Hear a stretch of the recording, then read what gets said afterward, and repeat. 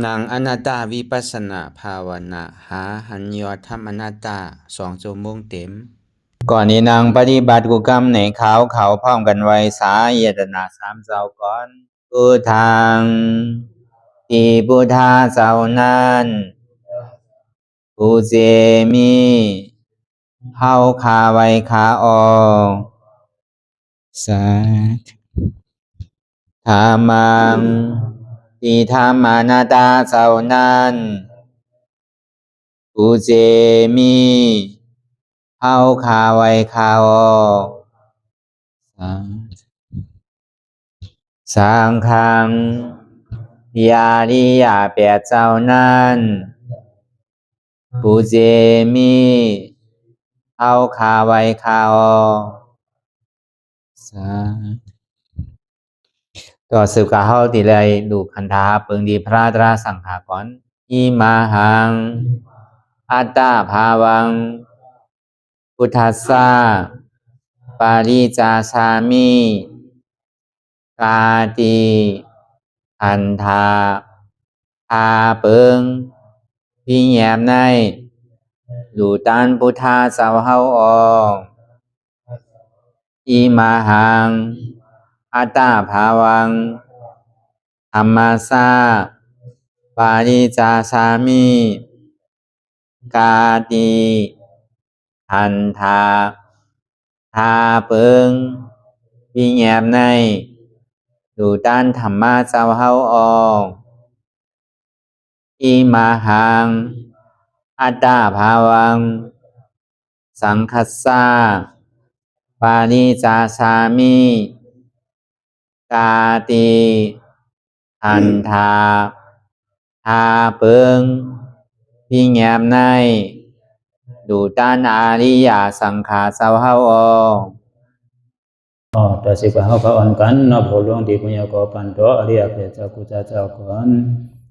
อริยเจ้ากุเจ้าค่ะในยามเมื่อไหร่ก็ดีอันข้าวอ่ำหูเสเลตั้งกามลงสามเปิงไหลวนพิษไหลลาพิษไหลเหตุพินมาเจอนานแค่นดอปดปล่อยวางความบันขาวเขาอย่าให้เป็นอันตรายลงอันเหตุตามาโผนิปานันสกันติคโนมโนกัมมังวสีกัมมังกายกัมมังแสมมุเรวนพิศลาปิตัวเอปิพิมาติอาริยะเจ้าภูเจ้าสวรรค์พ้นความไม่ถินไม่ใช่นำกองการนั้นขินในยามในจึงข้าวก็บินเสียสมมาเขาปวุนทีวิสิตาธรรมะตังโดอาริยะเจ้าเขาภูเจ้าสวรรค์พ้นความไม่ถินไม่ใช่นำกองการนั้นขินในยามในจึงสังวาเจ้าเขาภูเจ้าภูปายกิเขาภูก็ภูคนแสมมุเรวนพิศลาปิตัวเอปิพิมาติตนตัวสาวตั้งหลังนั่นในสังพยามมุโยนั่นในสังในก็ภูสังเป็นอันตรายเหตุมรรคผลนิพพานเจ้าไหวใส่ให้ทัศนานสีภาวตระปันยาได้เป็นอันตรายให้จำมาผลนิพพานตอนนี้กว่าวันตามเมื่อตาเฮจงกันอาหันทุกข้าทุกข้าเป็นอนัตตาเยาเดียวอนัตตาตาเปอัตตาที่วิจิกิสาเกลียสานั่นเลยมดสิ่งเก่งหายกว่าในภาวะสัตว์ในอังแผงมันคือเลยห้าไหวผลยันห้าขามปุยนิพพานก็เย็นขันภัยสกรรมหลวยตาเนาะสาธุรับหูเนอเปิดวิญญาณปิญญารับตาเนอเปิดญาณปิญญาอยากตัวตีมันน้อยวิญญาณถัดใจเตียนเท่าหูนั่นอันใดเสียนั้นในเตียนมันพูดบอกเกิดขึ้นเป็นมาอย่างนั้นคือเอามองว่างเป็นอนัตตา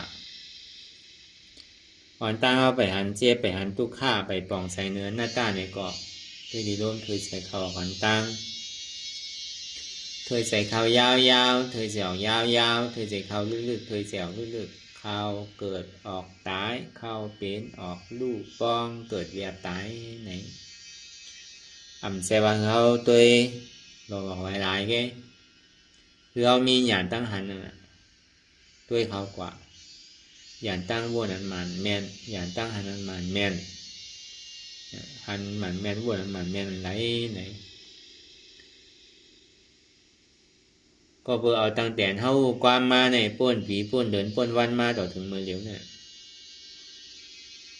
อายุอาสาเขาคนนำกันมากกูวันกูเดินกูปีตั้งเท่าอันว่านั่นมันมาหนีจ้าของกูมึงกูขิงกูข้าวยามอาสังนำมาในก่อมใจวันหนุ่มมาหัวมันเท่ามากกันกูก็พอเท่ามายาวเนี่ยก็อันใดก็มันเหมือนเก่ามีหูก็ยามเลียดยามเชี่ยวมากกว่าหนกมากมีตาตียามแจงเลี้ยงดีเนี่ยก็โม่มากมีเขียวเดียนมันยามหล่นยามฮักยามแวงเนี่ยก็เบอร์มันอยู่หึงใจหึงไม่เอาเลยมันก็ฮักก็แวงมากมันก็แมงมากมีเนื้อมีหนังเนี่ยก็เหี่ยวมาลอยๆลองตั้งก่อตั้งไปเนี่ยก็มันลั่นกันเหมือนตึกเวียนทุกอ่อนอันใดก็มันเปิ้งกว่าเหมือนเก่าความใจเขาได้หองว่าเกิงนั่นน่ะเหมือนเฮือนนี่มันเกิงไว้เสามันเกิงไว้ก็เบอร์ว่าในมาในหมดผมมองแมงใส่กินอยู่ทั้งวันมันดีกวนดีปังดีลูกดีกว่าเมื่อไรเล่มหู้นั่นน่ะ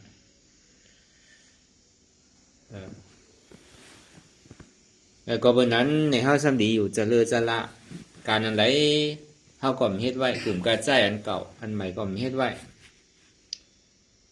อันเฮาอะไรมาเกิดในภาวะจาปานในเนี่ยก็เบิกพึ่งอีเหลืออาจองวันหลังเฮาอะไรเหตุการณ์นี้ไว้เฮาจ่องนี่ได้มาเป็นก้นอยู่ข้องยามมื้อเหลียวเนี่ยบางมีเลยสังสูงขาวหลำปีลองอยู่ลองเศร้าลองไปบางมีนั่นเลยสังกูเจอกูลองเนี่ยอาจองวันหลังเฮาอะไรเฮ็ดไว้แหละเฮาจังได้มาจามในภาวะจาปานเนี่ย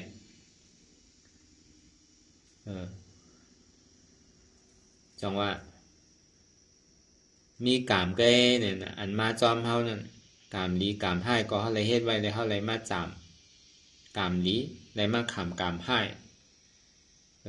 พอดีมุงมองคือเอากามบานเต้ๆในเต้ก็ใจกว่าที่ก็สุดเฮาซ้ำโลหาลองตั้งเตียนมันดีเลยนะเด้อในแทงดีเลยเสียวันตอนเด้อเสียเก่าแทงถึงไปป้าจอมตัวเฮาเสียจังว่าอันใดเฮาพยายามเฮ็ดเนี่ยก็เฮาหลงเฮ็ดลองตั้งการเรียนว่าได้ลองใจเฮาวนดีมีเจตนาวนลองดีไว้เสียมันก็เป็นการดีการเฮาเฮาล้านนั่นนี่ก็เฮาทิ้งลองตั้งอบตั้งร้านเฮานี่ก็เป็นการดีการตัวเฮาตีก่อนมีจากเปิ้นมีว่าการตั้งหลีอย่างนั้นอำใจว่าเฮาโหลดไหลมีตาหน้านำน้ำมีศีลศีลานำน้ำมีสมถะวิปัสสนานำน้ำใจหนังเก่าการตั้งดีตานมันดีให้ไรนั่นเนี่ยก็อันลำลองมันนั่นทิ้งใสนั่นน่ะเพราะว่ามันรอตุจะเลิกเนี่ยมันมี3เปิงหันเปิ้นมากมีดีเป็นเนี่ยก็ควายเปิ้นมีก็ไม่เป็นลองเปิ้นแกเปิ้นเฮ็ดไว้เลยเปิ้นมีแกควายเปิ้นใครยากใครก้าวใครเปิ้นดูเปิ้นซุ่มหมออีหลูหมอมีเมตตากรุณาเนื้อเปิ้นหันเปิ้นบางมีก็ควายเปิ้นใครเปิ้นดูเปิ้นซุ่มเปียอกเปียใจเปิ้นดูเปิ้นซุ่มมากก็ยังมีใจกรุณาหมอยินหมอปันน้ำใจเปิ้นมีโอกจากพวกของก็ปันโอกจากพวกของเตียนเฮาว่าอะไรปองเป็นมีเขาก็ปันเขามีน้ำก็ปันน้ำมันน่ะอันเฮามีอันน่ะอันเปิ้นผ่านเลยเฮาอันเปิ้นมีเขามีน้ำที่ไหนก็หนูมีใจกรุณาหมอยินปันเปิ้นมีใจเมตตาฮักมันน่ะฮักลูกเฮานั่นน่ะอีหลูมันน่ะอีหลูลูกเฮาเนี่ยนะฮักมันน่ะฮักพ่อฮักแม่เฮานั่นน่ะในหลวกหลุมผ้าทั้งหมดทั้งสิ่งเนี่ยเดี๋ยวเฮามีใจที่นั่นบ่ลองตั้งวนใจเนี่ยก็ในสามมาในหนุ่มบ่ยุ่มบ่ ป้อไผเฮ็ดหลีเฮาเฮ็ดหลีก็เฮาดิไล่หลีแกป้อเฮ็ดให้เนี่ยก็หัวดิไล่ให้แกอันเปิ้นเฮ็ดให้เนี่ยก็เปิดมังกรเนี่ยมันใกล้มีน่ะคนเอาในเฮ็ดหลีอยู่ตึงวันตึงวงตึงเลินก็ไปหันดีเด้เนี่ยไปไล่พรดีเตอจังว่าเฮ็ดลองตั้งหลีเนี่ยอย่าบีกะมุงมองสุดต้องคะแลโจมันหรอกเฮาโหลเฮ็ดการดีไว้เสียเฮาตีตายเมื่อไรเฮาตีเท่าตีเป็นเมื่อไรมันฮู้จังว่าลองตั้งการเรียนว่านั่นกวนพันก็เพียรนะ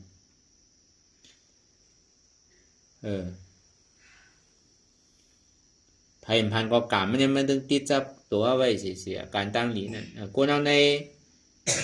อยู่ลมผ้าในกำหนังเนี่ยมันหันเนาะเขาเฮ็ดดีมันก็ในเฮ็ดดีเพราะการก็มีดีป้อมหมอเฮ็ดก็ซ้ำผู้ปั้นไผ่มันเนี่ยก็อันไรเรียนไรให้ก็ผู้ลาดีเฮ็ดก็ซ้ำเฮ็ดดีโดยลองมีปริญญานั่นกล้วยก้นหมังก้อนเนี่ยเฮ็ดให้เฮ็ดเมือกเฮ็ดลองตั้งหลีกล้วยกาซ้ำบางมีหลีเบียนอยู่ที่อันใดก็เป็นอันลองตั้งขึ้นใหญ่ใหม่สูงเฮ็ดอันใดก็เหมือนโลกเหมือนใจอยู่ติ๊กๆเนี่ยก็เบื่อหังน่ะก็เบื่อจ้องวันหลังมันได้เฮ็ดไว้ลองตั้งดีนี่แหละผลอาโจตั้งดีเนี่ยมันก็ส่งปันก่อนก็เบื่อผลอาโจตั้งให้เนี่ยมันไปส่งตัวนั่นน่ะมันก็ในเฮ็ดหลีตั้งแต่ต่อโจสุดปานก็มีเนาะเฮ็ดจอยปันเปิ้นอันใดก็เป็นตัวเจ้าเก่าเฮ็ดกูเจอกูลองเพื่อกะซ้ำได้ดีเหมือนเปิ้นที่บอกเนี่ยอันนั้นพอเฮาฮู้ว่าเฮาเฮ็ดดีอยู่เนี่ยก็มันเป็นบุญพรเฮาอันดีนี้ไล่มันไล่ได้อย่าไปกับมุงมองมันน่ะจัดในมันไล่ก็จัดหน้าอันเปิ้นเฮ็ดให้เฮ็ดมือกูซ้ำไล่ดีอยู่ในเนี่ยมันไล่ดีจัดในแกฮู้ว่าตั้งจัดตั้งหน้าแต่มันต้องดีตัวกว่าในอาเปสิภูมิมันต้องดีไล่รับพรอันนั้นดีมันน่ะมังบอกผลอาโจเนี่ยมันติ่มกึ่งกลางส่วนจัดเนี่ยกึ่งกลางส่งวันไหนมันกึ่งกลางส่งวงไหนมันกึ่งกลางส่วนเงินไหนมันกึ่งกลางส่งปีไหนกึ่งกลางส่งจัดไหนนี่ก็จัดนาได้มันตึงอย่าไรวะอันใดก็มันตึงดีไรทบไรย่ามันวะจังว่าลองตั้งใจอันเท่าว่านั่นหันเปินมังมีหลีเปินก็ผมจอมเปินหันเปินตกแต้มตกยอก็หมออีหลูเปินซ้ำดีได้หยุ่มย้ำลองหลีได้ลองให้อันเท่ามาเป็นพระวานในจาปันในเนี่ยเฮาเลยอยู่พออยู่พอกินห้อมมีนี้มีชิ้นห้อมมีนี้มีขอดห้อมถุงนี้ไผเป็นลองตั้งเดือดใหม่มีไผมาเต็กเตียงเฮาอันนี้บอกว่าจ้องวันหลังเฮาเลยเฮ็ดดีไว้เพื่อการเฮ็ดดีกลางคือก็เนี่ยมีอันเต็กเตียงเฮาเสียอันนี้บอกว่าเฮาเฮ็ดดีอยู่จัดในก็การจัดหลังป้นมาเป็นคือเฮาฮู้เฮาเฮ็ดสังไว้ก็จังว่าคือมีลองตั้งหยุ่มย้ำลองตั้งกามดีได้กามให้ว่าคนเอาในพอเฮ็ดดีก็ตึงฮู้ว่าติได้ดีมันว่าพอเฮ็ดให้ก็ตึงดีได้ให้มันว่าอาเปสิผมมีนั่นมันตึงมีว่าพระราชเป็นเจ้าเฮาก็ตึงฮอไว้น่ะย้อนเบอร์สังแลกวนเฮาในตัวกว่าเบสิผมมีย้อนเปอว่าเฮ็ดลองตั้งเบิ่งในตัวกว่าว่าย้อนเปอว่าอำเฮ็ดลองตั้งดีจังดีตกนั่นเก่าว่าลองอาจ้องที่เฮ็ดไว้นั่นอันเฮาเป็นคนพุทธศาสนาเนี่ยอันเนี่ยมันเป็นข้อลองตั้งเต็กที่ลองตั้งหันเนี่ยมันจะว่าเฮ็ดเกิดก็ยังตึงเป็นสังอยู่มันก็เฮ็ดหลีเนี่ยบ่การบ่คันมันก็บ่ลืมป้อมใครก็วัดกะจ้องป้อมใครเหยียบว่าเหยียบจ้องก็เบอเฮ็ดมาเสียก็ย่ำไปหันอาโจเตอเนี่ยก็เบอมุงมองเฮ็ดแลกคะแลอาโจนั่นน่ะจังว่าเฮาเฮ็ดการดีสังก็ยาวอย่าไปมุงมองอาโจลองตั้งการดีเนี่ยมันจะว่าเขาวัดเขาว่ามาหลายแกเฮาหมออีหลูไว้เนี่ยสัตวะตั้งหมดตั้งเสียงตั้งเดียวหมดปกมงแมงต่อถึงตัวจ้างหมออีหลูหมอจอยแถมเปิ้นอันดีเปิ้นมีสังเตรียมเปิ้นอยากกินขันใจเตรียมเปิ้นตกแต้มตกยอหรือเฮานั่นก็เป็นการรีเมลนึงนั่นเก่าเพราะว่าเฮามุงมองลองตั้งการดีอาโจลองตั้งดีเนี่ยให้ก่อยให้มาวัดวันน้ำมาเฮาดิ่มเคยขึ้นเก่าก็เฮ็ดกูเจอกูลองเฮ็ดก็พอจอดพอเจี๊ยอันอะไรก็มันยังตึงเหมือนใจอยู่อันนั้นลองไผลองมันอันนั้นกามไผกามมันกล้วยกาเกิดมาพระวาจาปานเนี่ยเฮาไม่ลองตั้งหลีนี่บอกว่าเฮาหวานเจอพันดีก็บอกว่าเกิดมาพระวาจาปานในเมียนอะไรก็เหมือนใจก็บ่จ้องวันหลังเฮาเฮ็ดดีไว้นั่น เพราะเขาซ้ำตีกลุ่มกามองกามปล่อยมันกามก็ข้างในอันนี้ครับซ้ำคัดใจให้ลองตั้งดีซ้ำให้ลองตั้งอันนำเดียวดีๆเนี่ยก็มันดีซุ่มหลอกซุ่มหลายนั่นแหละเลยซ้ำก็ในลองตั้งลาดดีเนี่ยนะลองตั้งลาดดีอันว่ากำบุกกำลาดเนี่ยห้องว่าจีตู้จะเลิกเนี่ยมี4 เปิงตู้จะเลิกเลยสุจะเลิกสุจริตนั่นนะก็เปิดเฮ็ดการเมืองลาดการเมือง4 เปิงก็เปิดอ่ำลาดก็เปิดลาดกันเลี้ยว4 เปิงเนี่ยนะมันมีดีมีหายโลโซเพราะไหนลองตั้งการลาดดำดีนั่นนึงลาดกำเป็ดกำแหลนเป็ดแหลนเปิดคือเปิดในรูในซุ้มใหญ่ๆลงๆน้ำเนี่ยก็มีโลโก้เท่าเนี่ยกับปานพ่อยามเหลียวเนี่ยไม่เป็นกับปานเทคโนโลยีเนี่ยนะกับปานพงกับปานอินเทอร์เน็ตนั่นนะเขาก็เลยยินอยู่ตัวลุมผ้าเท่าเนี่ยเป็ดแหลนกันว่าเมืองเขวใช่ไหมเมืองไทยใช่ไหมเมืองมาเขาพอจอดอยู่กุฏินั่นอันนั้นน่ะมันเป็นกาเปลี่ยนเป็ดแหลนกันว่ากาบเนี่ยจังว่าเป็ดกันพอรู้พอซุ่มเงินใจซุ่มเก๋ๆซุ่มอ่านโห10,000โหแสนโหล้านมันน่ะมันก็บ่หมดตัวในเงินในป้อมมีพอแหมตัวตายก็มีแต่นั่นน่ะเขาเป็ดแหลนกันเนี่ยก็ใน2มาเนี่ยครับสอส้นพิษกันว่าเอาความตั้งในออกกว่าตั้งนอกความตั้งนอกเข้ามาตั้งในว่าอันนี้ก็2ว่าก็ใน3มาลัดความให้ความจำว่าลัดความเป็นต่อซ่านั่นน่ะมันบอกกำใจก็กระเสียงมั่นใจนั่นน่ะลาดให้เปิ้นพิษใจลาดให้เปิ้นใจล้ำลาดให้เปิ้นถูกหูนั่นน่ะมันก็เป็นว่าจีตุจะเลิกหนังเก่าอ่ะก็ในสำลัดกำเด่นกำดอมมีนำมีโตนี่ก็เป็นการลาพิษหนังเก่าอ่ะอันนี้ก็ตั้งแต่เฮาติ่มพิษที่มันเป็นอยู่ว่าจีตุจะเลิกนั่นหนังได้สันติเป็นสุจริตไรนั่นเนี่ยใครกัดเป็ดกัดเลี้ยงคือบนลูกบนซุ้มเมาไฟดังนอกเข้ามาดังในเมาไฟดังในออกกว่าดังนอกมีก็ว่ามีก็ว่ามีเพราะมันเป็ดเพราะมีสมามมีสมามมีนั่นน่ะเพราะเป็ดเลี้ยงเนี่ยใจสัมบาใจใจสัมบาใจใจในสัมบาใจนั่นอันนี้ก็ใจก็ว่าใจมีก็ว่ามีก็ว่ามีนั่นน่ะ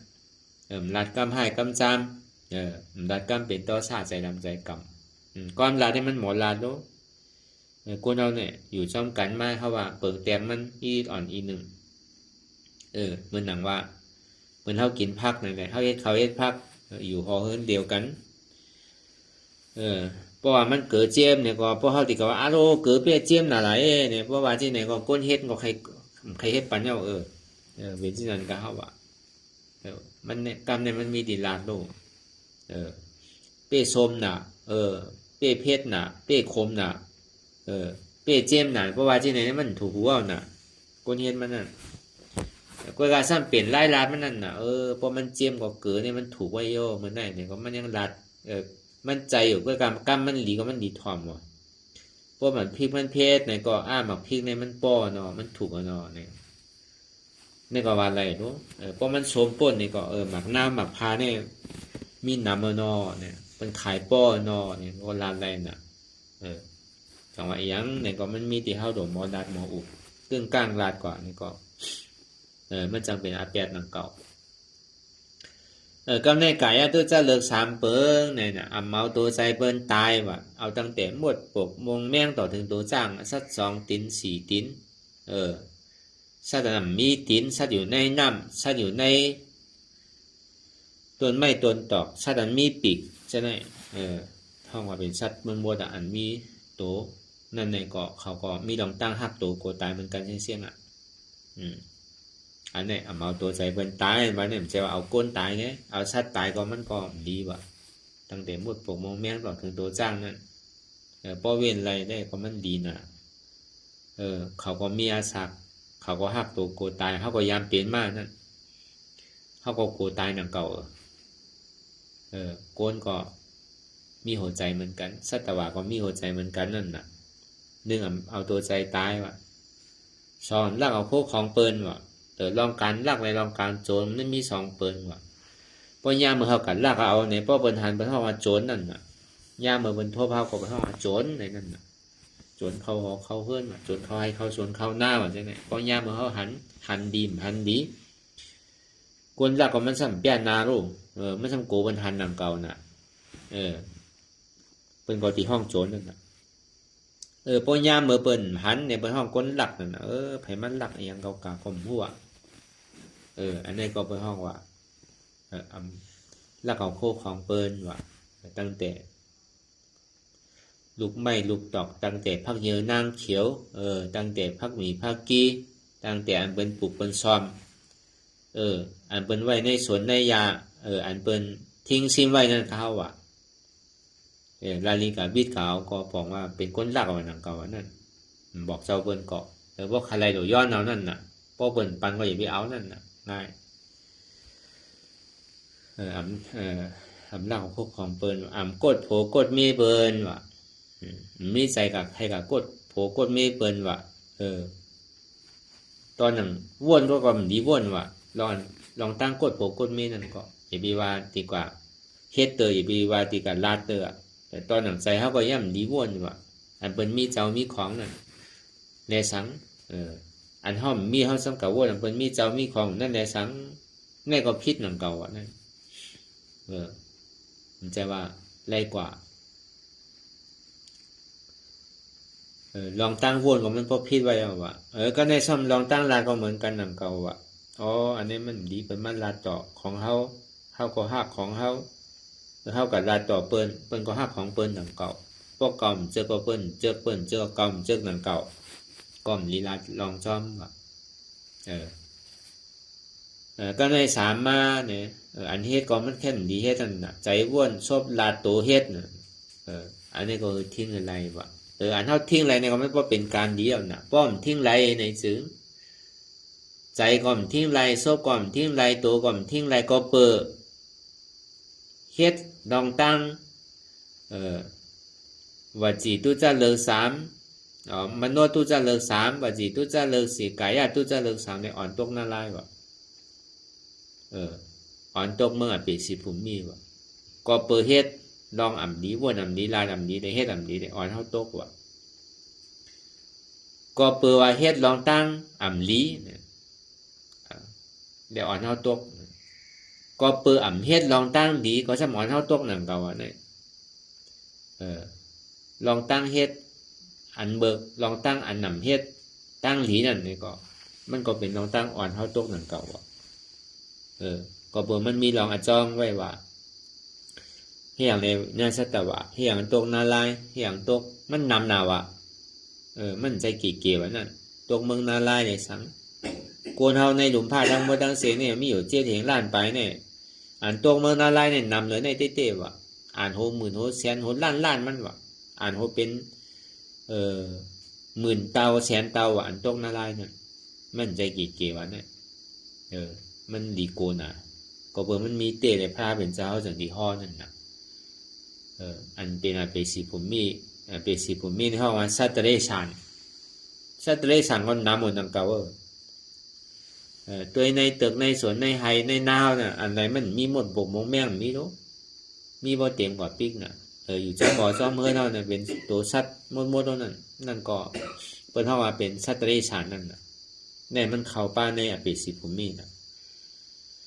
เปกาสุรากายในเฮาหันกะเฮาว่าหันเสตาเนี่ยก็มันมีอยู่นั่นน่ะมันมีอยู่นั่นน่ะพอมันมีก็พระราเป็นเจ้าเฮาฮ้อนนั่นเก่านะก็เปิดมันมีในสิ่งที่ฮ้อนั่นน่ะอำใจว่าศาสนาพุทธาเอาก้อยศาสนาต่างเสื้อต่างรองก็เบิ่งก็อยู่หมู่เมืองนาลายว่านั้นมันมีเตะว่านั้นก้อยกามันติแตดแนดมันนั่นพระเป็นเจ้าเขาสอนให้มันมีการในศาสนาเปิ้นในกำนำพวกกับเข้าศาสนาในก็ลองตั้งเบิกลองตั้งอากุโสเตียนเฮาไรเฮ็ดไว้ในมันติขามเชียงๆเลยน่ะพระเป็นเจ้าต่างสู่ได้พระเป็นเจ้าต่างเกิ้งต่างสู่ได้นะใจเป็นพุทธศาสนาเฮาเนี่ยก้อยการลองตั้งดีในสู่เอาแลเนี่ยปองว่าพระลาเขาในเงอกวนเขาซ้ำแลดนั่นเก่าพระลาซ้ำเงอกวนซ้ำแลดว่ะก็ในเฮาเป็นเจ้าพุทธศาสนาในพ พลาในซ้ำเลียดก้นเฮาซ้ำเงอพลาเลียดซื่อล่ะกู้โสตั้งหลีเตียนสุไรเฮ็ดไว้นั่นเฮ็ดน้ำกือเฮ็ดหลีกือก็เป็นปุนพรสูเกว่ะก่อมจังกะหิมกะเอาว่ะลองตั้งเบิกตู้จะเลิกลองตั้งอันนำเดียอันเบิกนั่นเนี่ยสูเฮ็ดก็สูไรขามไว้นำเก่าก็ขามปันสูว่ะก่อนนี่เป็นก้นเส้นก่อนนี่เป็นก้นตาดีจี้ในเส้นตั้งไว้ว่ะพอเฮ็ดที่ไหนพอเฮ็ดลองตั้งตู้จะเลิกอันนำดีนั่นมันติล่วงเฮาอ่อนเฮากว่าตั้งใจพอพิศีลพิธรรมนั่นมันติอ่อนเฮาลงตั้งใจพอมีศีลมีธรรมมันติอ่อนเฮาเป็นก้นดีพีแมทพอมีตาหน้ามีศีลมีธรรมพอเฮ็ดสมถะภาวนามันติอ่อนเฮาเป็นสางหลูป้าพอเฮ็ดการวิปัสสนาเนี่ยมันติอ่อนเฮาพ้นลองตั้งทุกขาถึงนิพพานที่กัดเย็นเนี่ยในพระเป็นเจ้าจี้ในเส้นตั้งหาเส้นก้นเฮาเกิดมาในมีเส้นตั้งไว้หาเส้นเส้นหนึ่งเฮาติเลิกกว่าเมื่อเป็นสีผมมี5เส้น2มาเฮาติขึ้นเคยเกิดขึ้นเป็นก้น5เส้น3เฮาติเคยขึ้นเกิดเป็นผีเส้น4เฮาติได้เป็นช้าง5ใครเป็นช้างหลูป้าเส้น5ที่ใครกว่านิพพานเนี่ยในพระเป็นเจ้าเฮาแจกเพไว้แรงๆแตกแรงๆน่ะก้วยกะเส้นตั้งเป็นสีผมมีเส้นตั้งเป็นก้นเส้นตั้งเป็นผีเส้นตั้งเป็นช้างหลูป้าเนี่ยมันดีเกิดตายได้ดีกว่าย่อมสุดเสียให้บอกว่าพวกไผ่ไข่ป้นลองตั้งเกิดเท่าเป็นตายทุกข้าทั้งนี้มาจอมเก่าแหละเกาหลีบอกนี้เส้นตั้งอย่างจอมเส้นตั้งเตียนเก่าสั่งสอนไว้ในแหล่เนี่ยพวกไข่ป้นเต้เนี่ยในพระเป็นจะเฮามาเปลี่ยนในเฮาน่ะพวกเฮาไข่ป้นลองตั้งทุกข้าเต้เนี่ยก็เฮากระโดดถอนความพลานั่นน่ะคนเอาในหลอกกามือเดียวเนี่ยมันเป็นพุทธศาสนาหลอกหลายๆก็รู้พุทธศาสนาเนี่ยมันก็เนี่ยเอาจอมหิดจอมเปิงเอาจอมพิงทุ่งก็รู้มันก็เอาจอมมาผงติ่นแก่น่ะเอาจอมเส้นหอเฮิรนแก่น่ะเอาจอมพิงจอมทุ่งแก่น่ะพวกมันคืนวัดคืนว่าก็เป็นพุทธพุทธศาสนาว่ะพอย้อนศีลย้อนธรรมก็เป็นพุทธศาสนาว่ะเอาจอมหิดจอมเปิงที่นั่นแก่น่ะพูดถึงดึกดำคำพีโลกูนเอาในซ้ำให้อย่างไรพระเป็นเจ้าว่าอันสูเฮ็ดดีสูดีไรอันเฮ็ดให้ก็สูดีไรคำอันเฮ็ดดีสูดีไรจังเพราะสูฮัดอย่างจอมเสียนตั้งวิปัสสนาในซื้อสูดีไรพ้นทุกข้าที่ไรยอดถึงนิพพานที่กัดเย็นนิพพานที่กัดเย็นนั่นเป็นอย่างเกิดเท่าเป็นตายป้อมเกิดเท่าเป็นตายก็ทุกข้าอันเนี้ยก็มีนาทีปุณพรแต่ที่บอกด้วยการดีเมื่อเนี่ยดีกว่าดีเฮ็ดเนี่ยจังจอยกันว่ะพระเป็นเจ้าก็มีนาทีบุญพรแต่ดีจี้เนี่ยเส้นตั้งได้ว่ะติพระเป็นเจ้าดีกับจอยมากเนี่ยจอยได้ว่ะอันนี้พระเป็นเจ้าเขาในเลียดน่ะเขาซ้ำเงือก็เนี่ยเขาซ้ำเงือชื่อล่ะเขากับย้อนเอาติ๊กนั่นน่ะพุทธศาสนา99%เนี่ยมันเป็นเจ้าพุทธศาสนาที่ย้อนเอาก้ามกับย้อนพระสูในก้ามกับย้อนสีตีก้องมูสูในก้ามกับย้อนตีในอันในเม็ดอันในเข้มคือก็เลยมักมีดีเป็นคือก็เลยถูกถีถูกโวยคือก็เลยลดไรกล้าคือก็เลยมีเงินมีค่าคือก็เลยดุกไรล้านเนี่ยมันเปลี่ยนย้อนเอาที่น่ะเกิดมาเพราะว่าจาปานไหนเลยเป็นก้นดีพีแมทกล้วยกาเซนตั้งอันตัดที่เป็นก้นดีพีแมทเท่าสามเฮ็ดน่ะมันขย้อนซบโปกขีก็มันติดกันไรล่ะสังว่ามันง่ายเพราะแต่นั่นตันเลยในแต่ก็กว่านี่ป่านกันเสียงเพราะพระเป็นเจ้าปันไรแต่ก็เขาดีมากข้างไว้อย่างละพระเป็นเจ้าเห็นอีหลูไว้เนี่ยสัตวาโลเพราะปันไรแต่ก็ปันมุ่งบ่ได้ยาวพอมันย้อนไรเต้เนี่ยก็กว่ากันมุ่งบ่ได้เขามาข้างของมันเดียวเนี่ยก็เพราะว่ามันเป็นไรย้อนไรนั่นน่ะมันจะได้มากข้างนิดนิดเขาย้อนเป็นใครมังมีดีเป็นเขาซ้ำเฮ็ดเขาซ้ำข้านเขาซ้ำใครเฮ็ดการก็มันติกับมีเฮ็ดปอกล่ะมันติกับมังมีดีปอกล่ะอยู่มันติตกมาเหนือกลางหาของมันเป็นไรด้วยพอใครมังมีดีเป็นเขาใครเป็นก้นกล้าก้นขายเขาโดดเฮ็ดก้อก้นกล้าก้นขายว่ะเขาใครเป็นหมอยาเขาโดดเฮ็ดก้ออันหมอยาว่ะเขาใครเป็นก้นไห้ก้นสนก้นหน้าเนี่ยก็เขาโดดหมอเฮ็ดก้อก้นไห้ก้นสนก้นหน้าเขาก็ได้เป็นก้นเมียวนั่นว่ะพอใครเป็นหมอปลาโดดเฮ็ดก้นก้อหมอปลาว่ะพอใครเป็นปู่มูเซอร์เนี่ยก็โดดเฮ็ดก้อปู่มูเซอร์เขาก็เป็นปู่มูเซอร์เฮ็ดก้ออันไรก็เป็นอันนั่นว่ะอยู่จอมมันไรก็เป็นอันนั่นว่ะมันมีที่เฮาโดดเลยเห็นหู้อยู่จอมมันนั่นน่ะย้อนเอาได้มันไรว่ะปันกันก็ซ้ำไรนำเก่าว่ะกล้วยกากำนำเนี่ยเจ้าพุทธศาสนาเฮาเนี่ยมันเปลี่ยนย้อนเอานิดนึงน่ะกว่าที่ไรก็ย้อนน่ะหันทางคึกทางหาอันมันแจกแหลกไล่ๆอยู่ ต้นไม้มันออกมาเหมือนเปิ้นของไก่ย้อนอ่ะหมากหินมันออกมาของไก่ย้อนอ่ะอันไรมันทู่ซ่านออกมาไก่ย้อนติ๊กๆนั่นน่ะก้นเฮาได้ทำเงือว่ะก้นพุทธาเนี่ยพุทธาเฮาได้เรียกก้นละก้นพุทธาเงือว่ะเนี่ยกาปานมื้อเดียวเนี่ยตีเต้มันหน่วยย้อนนั่นน่ะหน่วยเฮ็ดเอานั่นน่ะใครเป็นสังกะโดเฮ็ดเมียวนั่นน่ะเพราะใครเป็นก้นเนี่ยพระเป็นเจ้าเฮาไปบอกไว้น่ะเพราะใครเป็นก้นที่ได้เฮ็ดเมียวหือจะได้ขึ้นเกิดเป็นก้นขึ้นตีเกศสุดมันเนี่ยที่ได้มีศีลศีลา5เชนว่ะเพราะใครเกิดเป็นก้นขึ้นที่ได้มีศีลมันว่ะ5เชนเนี่ยก็เนี่ยพอใครมามีดีเป้ในโดยหมอยืนหลูเปิ้นหลูเลยมีใจเมตตากรุณาเนื้อเปิ้นหลูอีหลูเปิ้นหลูปันเปิ้นหลูยืนปันเปิ้นหลูต้านว่ะพวกใครมามีดีเป็นพวกใครเป็นผีเนี่ยก็ติได้มีตาหน้าศีลาแล้วก็ติได้ใกล้ๆเอาศีล8นั่นวัดนั่นว่าติได้ฮู้จักลองศีลศีลาให้เดือดใจกันเย็นเนี่ยก็จะอ่อนเป็นผีว่ะพวกใครเป็นสางในติได้เฮ็ดสัมมาทานนั่นน่ะอนุสติ10อสุภา10กระแสง10อารูป4อาราปฏิกุล1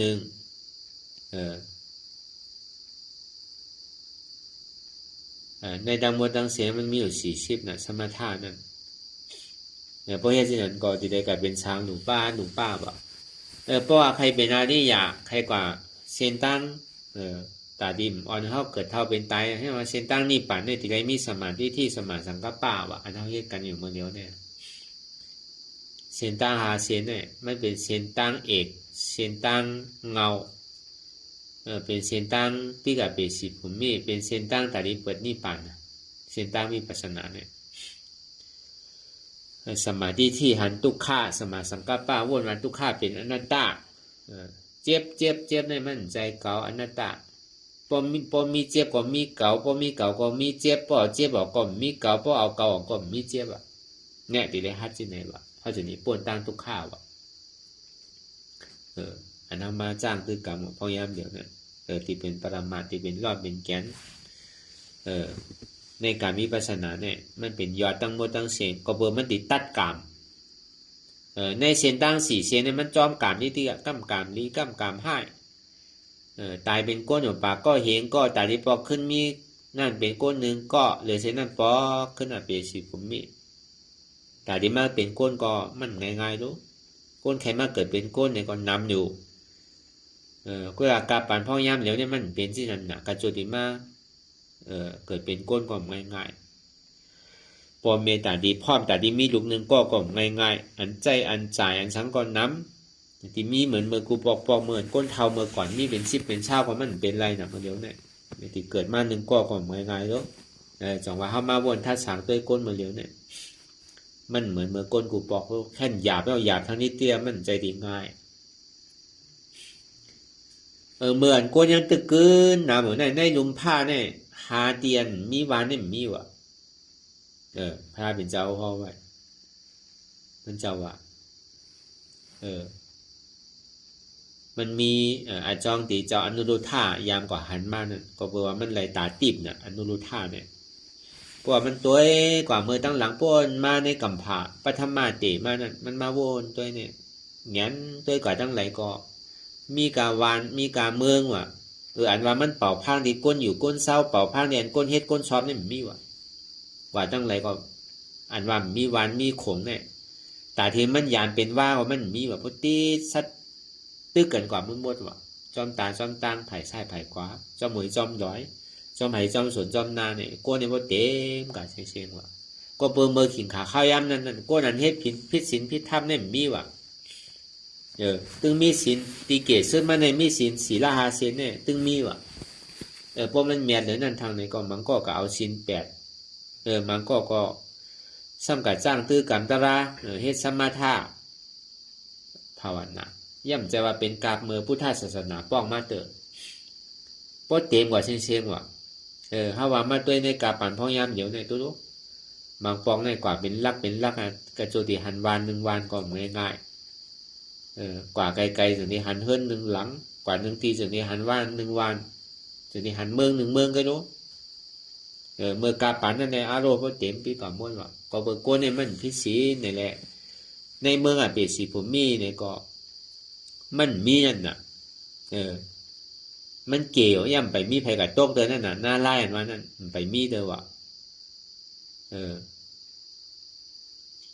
นาลายนั่นเปตาอสุรากายสัตว์เรชันเนี่ยก็ยังใครหายาบอกว่าเมื่อขิงเมื่อข้าวยามเมื่อก้นตึงมีศีลมีธรรมอยู่แน่แต่นั่นต่างเลยว่ะก็ในพอก้นเฮ็ดผิดศีลผิดธรรมเอาเนี่ยก็เบอร์ก้นเฮ็ดแหละอากูโศกกรรมเนี่ยมันพวกกับเฮ็ดไว้เอาว่ะในเมืองนาลายเนี่ยมีไว้หลายมอเนี่ยที่อยู่เมืองนาลายเนี่ยสังที่อยู่เปตาในสังที่อยู่อสุรากายในสังที่อยู่สัตว์เรชันในสังมันจะนี่พูดออกมาลอยๆว่ะ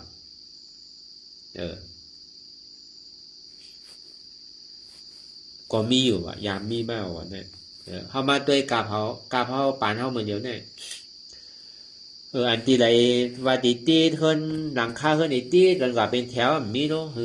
หันหนึ่งตีหนึ่งตั้งกันนะบอกว่าอันเขาเคยเขาเต้มันอยู่ตั้งใจอันนี้เขามาเป็นแขกโจแก็บโจข้าวอันเขามาเกิดเป็นก้นเนี่ยเขาใครเฮ็ดสังเขาใครไรสังใครเป็นสังก็เขาโดดเอาเมินเขาตึงเป็นก้นเนี่ยเมื่อเขายังตึงมีตัวมีใจอยู่เนี่ยอย่าบีอยู่หลงตัวทึ่มขี้อย่าบีอยู่เลยความปัมมาตาคือคุกใจไรไว้อยู่เสียเขาตีตายเมื่อไรเขาบู้ตายเขาสำลีเป็นเมื่อไรเขาบู้เพราะเป็นย่อกาตั้งเซฟตั้งไม้เพราะมันเป็นในตายก็เดี๋ยวก็รีอยู่มันสำเป็นนั่นน่ะกระโจงตีตายก็ไม่ง่ายรู้กำเป็นย่อกานั่นย่อกาเนี่ยอายุอาสังน้ำมาเย้าเนี่ยก็หมดปกมองแมงไส้กินอยู่ถึงวันอันใดก็เปิงมากเมื่อเฮ็ดกว่าเฮ็ดมาใน2 ขากามได้เป็น3 ขา3 ขาก็กว่าได้เป็น4 ขา4 ขาก็กว่าได้ก็การเลยกินกับกินมากเพราะเขาเปลี่ยนมาที่นั่นได้เขาดีขานใจจังว่าเขาพึกไว้ติ๊กลองตั้งเจ็บลองตั้งทุกข้านี่อย่าไปโกพึกหันนำหลีกันนั่นเพราะหลีได้พึกตายไว้อ่อนตั้งเพราะมันตายก่อนดีอัตตาตายก็เกาะมันเทมาขิงในข้าวย่ำไหนเกาะพอเขาปีกับปีสิผมมีแล้วก็ชามสาวเขาเกิดมาซุ่มจัดก้น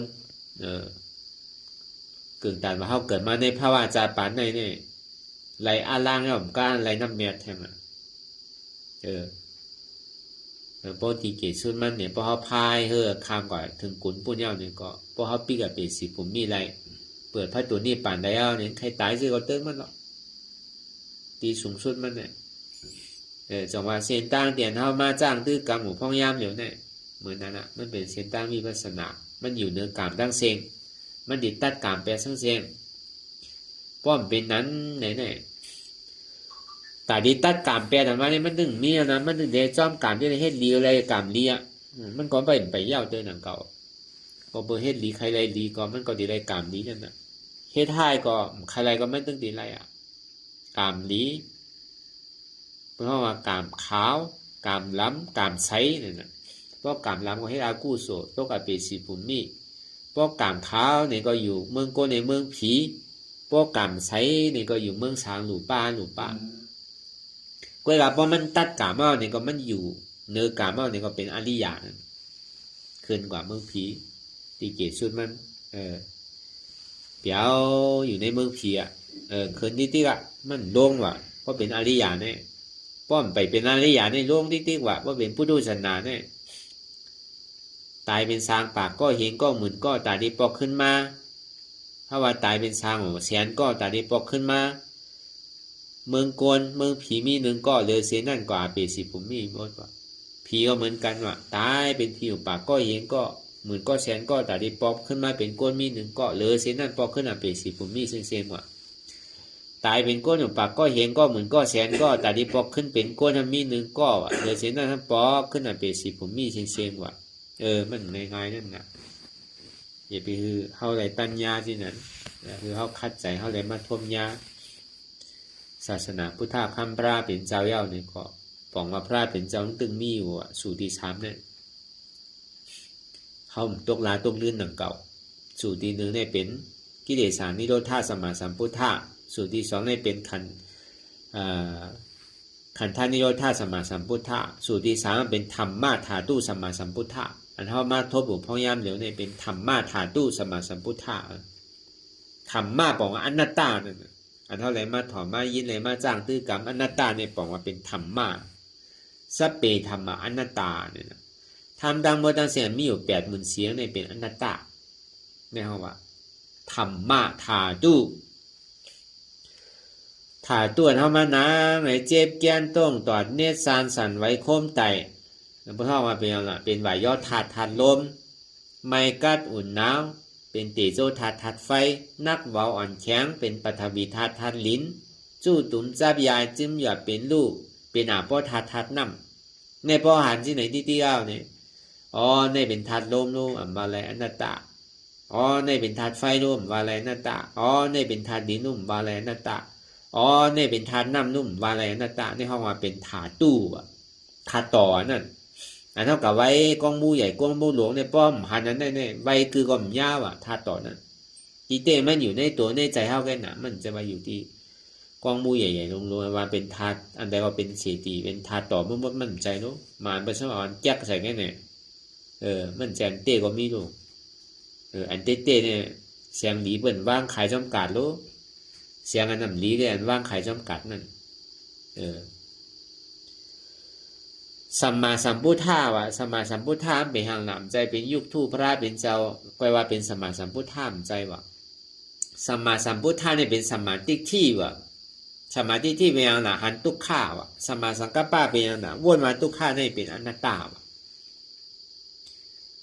เขาวนมาลองตัวเขาหรือเสียทุกข้าแก่อันเขาเกิดมากขึ้นมากวนมาเป็นหักเนี่ยตั้งแต่เขาเกิดมาต่อถึงพ่อยามเดี๋ยวเนี่ยมีกับทุกข้ากันตรงนั้น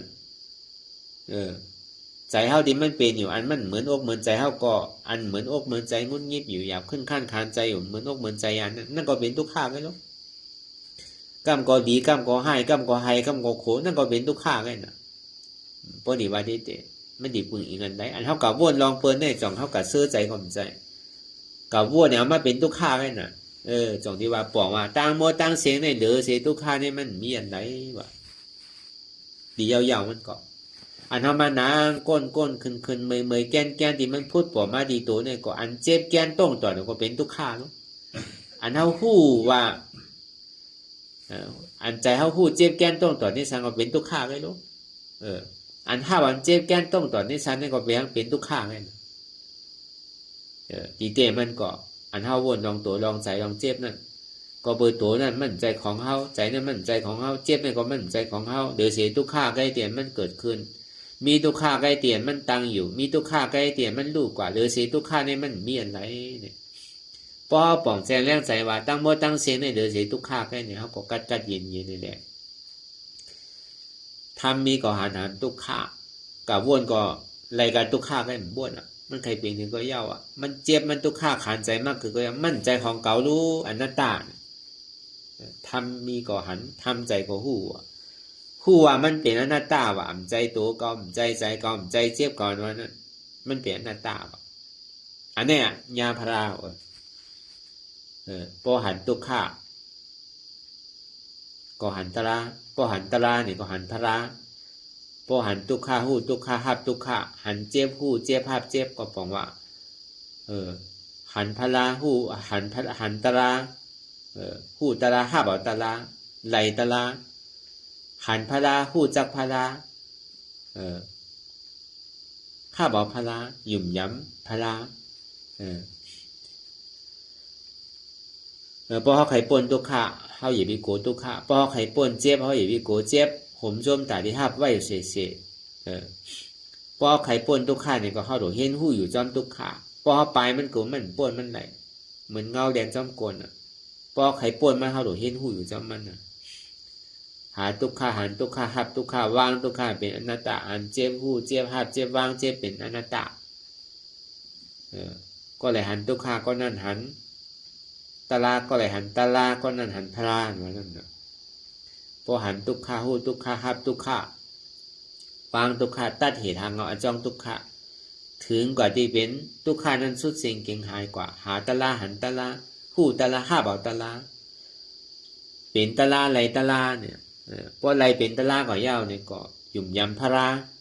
หยุ่มยำคอสั่งกำสอนพราหยุ่มยำเนื้อดูคักพราไหวกาคันเนื้อเสียชมา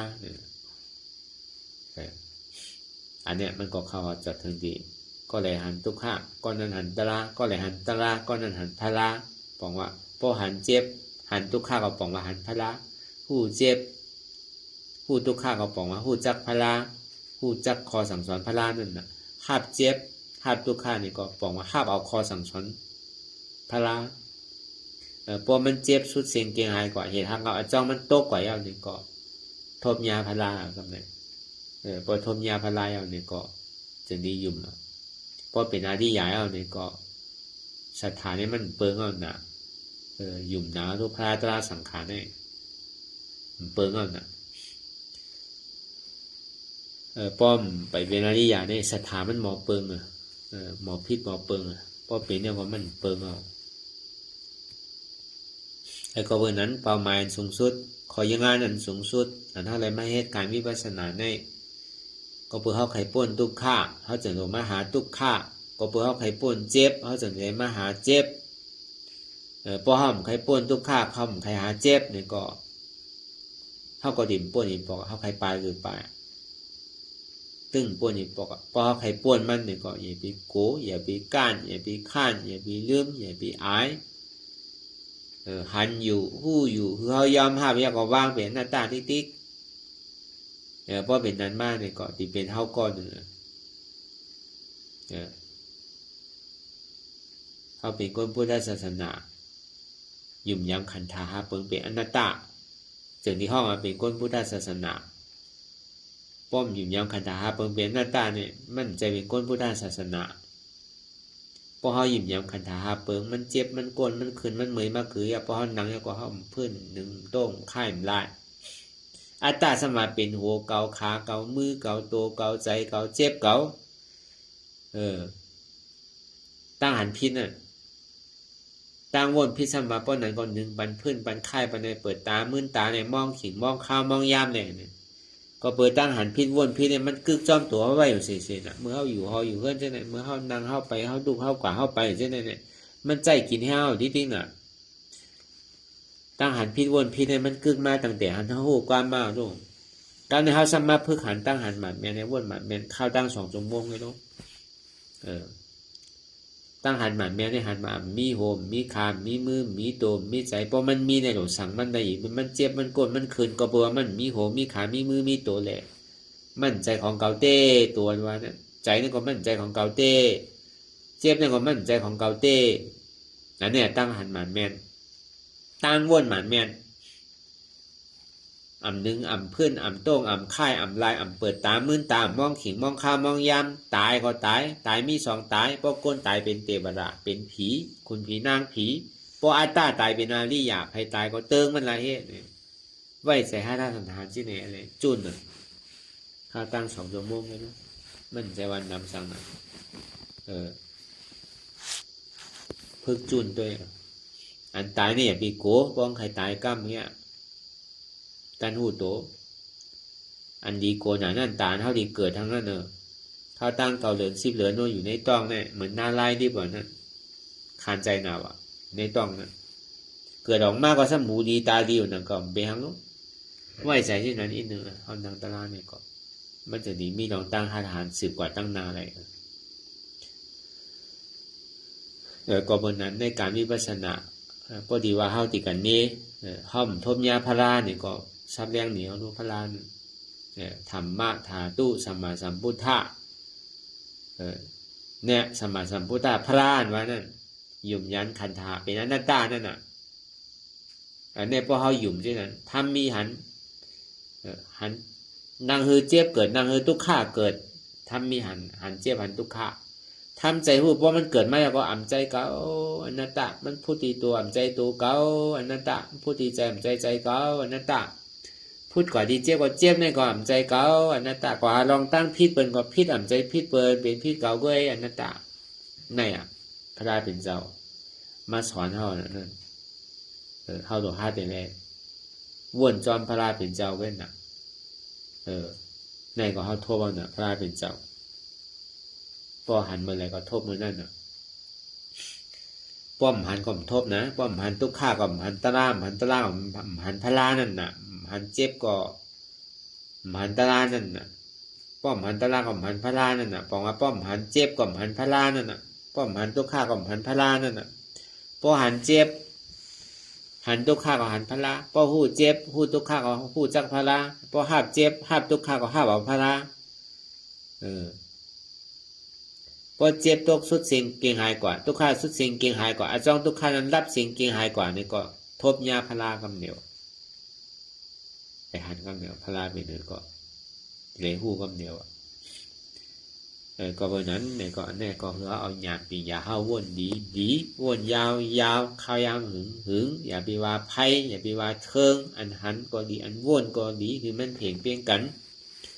วนต่อถึงเจ็บนั้นบ่สุดกว่าวนต่อถึงทุกข์บ่สุดกว่าตัดต่อถึงอัตตาบ่ตกพุดขาดกว่าอันใดที่มันพุดบ่เกิดขึ้นมานั้น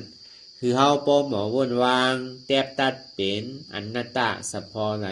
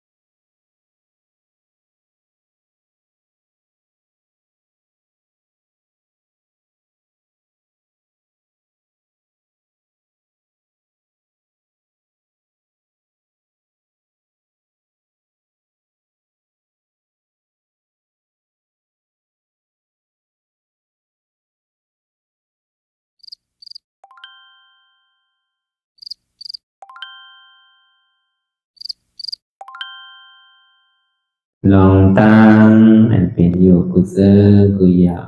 ย้ายข้องคำไว้ที่ใส่หูถอดถอนออกที่ใส่หูมันออกเสียงก่อนสภาวะอะไรก็ดีลองตั้งอะไรก็ดีอันเกิดขึ้นมาที่อยู่ตัวที่ใส่ที่เจี๊ยบสนั่นถอดถอ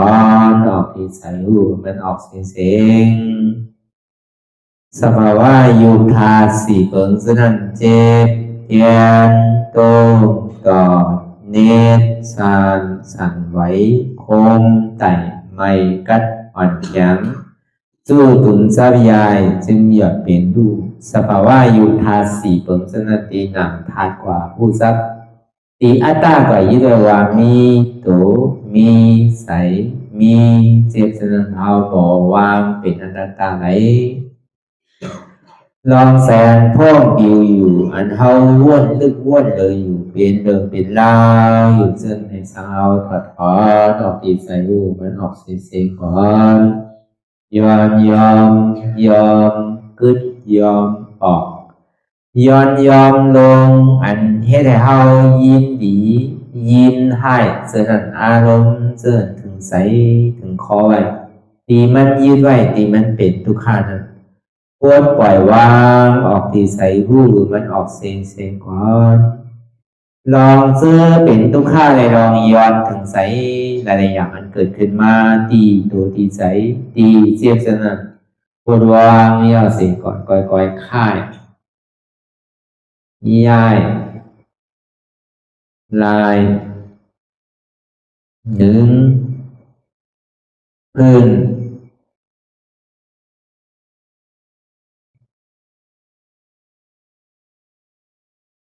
พยายามไหนก่อยเปิดตามืนตาลอยได้เป็นการปฏิบัติธรรมโคตรอายธรรมอันเกิดขึ้นที่โตที่ใสที่เจ็บอันนั้นโคนหาเหตุหาเงาพระจองทุกขันนั้นต่อสืบการในเฮาที่ได้ส่งเมตตาถึงวิเนยสัตวะทั้งหมดทั้งสิ้นก่อนอิดาเมปุญญังอาสวะคายังนิบานังวาหอตุมาปุญญากังสเปสัตตาสัมมาลาภันตุอีตังเมปุญญังอันเฮาคาไลมาตือกรรมปฏิบัติวิปัสสนาภาวนาหาอันยอดธรรมอนัตตาในอาสวะคายังเป็นอันถาสัพตัดเปนาสวะสีเปิงเสียวแลนิพพานังตีนิพพานังขอดูให้ถึงเสกัมติคามาปุญญาภากังพรดีอันคามานังวิปัสสนาภาวนาทรงยืนปันสเปสัตตานังเอวปอเมสลาญาติกาดึงเคเจอเคได้ก็แลจากว่าสัตวาทั้งสิ่งทั้งดวงนั้นสมาลาพันตุอะไรพรดีนำกันตั้งเฮาคา ตังสิงสกรรมติคาโนสาธุสาธุสาธุ ต่อสิกว่าเขาก็อ่อนกันนับหัวหลวงที่ปุญญาโกปันโตอริยเปเจ้ากูเจ้าก่อนอริยเจ้ากูเจ้าข้าในยามเมื่อไหร่ก็ดีอันข้าวอ่ำหูเสเลตั้งกามลงสามเปิงไหลวนพิษไหลลาดพิษไหลเหตุพิษมาเจอนานแค้นดอกปดปล่อยวางความบันขาวเขาอย่าให้เป็นอันตรายลงอันเหตุตามาโผนิปานันสกันติคโนมโนกัมมังวสีกัมมังกายกัมมังแสมมุเรวนพิศลาปิตัวเอพิมาติอาริยะเจ้าภูเจ้าสวรรค์พ้นความเมตินเมสายนำกองการนั้นขินนิยามในจึงข้าวก็บินเสียสมาเขาปวุนทีวิสิตาธรรมะตังโดอาริยะเจ้าเขาภูเจ้าสวรรค์พ้นความเมตินเมสายนำกองการนั้นขินนิยามในจึงสังวาเจ้าเขาภูเจ้าภูปายกิเขาภูก็ภูคนแสมมุเรวนพิศลาปิตัวเอพิมาติตนตัวสาวตั้งหลังนั่นในสังพยามโมเดลนั่นในสังในก็ภูสังเป็นอันตรายเหตุมาผลนิพพานเจ้าไหวใจให้ทัศนานสีภาวตระปันยาได้เป็นอันตรายให้จำมาผลนิพพานตอนนี้กว่าวันตามเมื่อตาเฮจงกันอาหันทุกข้าทุกข้าเป็นอนัตตาเยาวเดียวอนัตตาตาเปอัตตาที่วิจิกิสาเกลียสารนั่นเลยมดสิ่งเก่งหายกว่าในภาวะสัตว์ในอังแผงมันคือเลยห้าไหวผลยันห้าขามปุยนิพพานก็เย็นขันภัยสกรรมรวยตาเนาะสาธุสาธุ